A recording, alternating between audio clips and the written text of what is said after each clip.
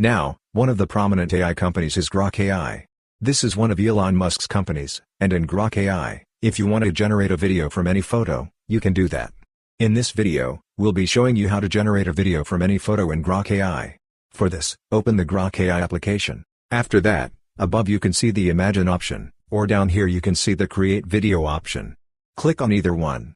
When you click on it, you'll reach a page like this, and if you want to generate a video from any photo, what you need to do is, here you can see Animate Your Photo.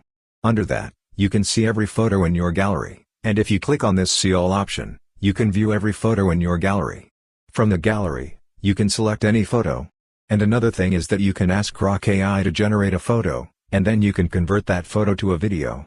Anyway, for example, here I'm selecting one photo, and like I said before, you can ask Grok AI to generate a photo and then turn it into a video. Anyway, once you select that photo, it'll be converted to a video. You don't need to give any prompt. Anyway, one video has been generated.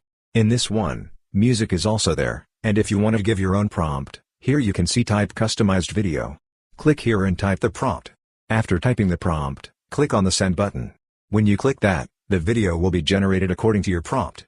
Now here you can see that video, and if you want to upscale the video, that means if you want to increase the resolution, click on Options, and here you can see the Upscale option.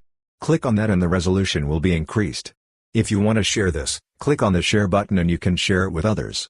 And if you want to download it, click on this button and it'll be downloaded to your phone. Here, one more option is there. If you want to add this to your favorites section, you can select that. Anyway, this way you can easily generate videos from any photo in Grok AI. Hope this video was helpful for you.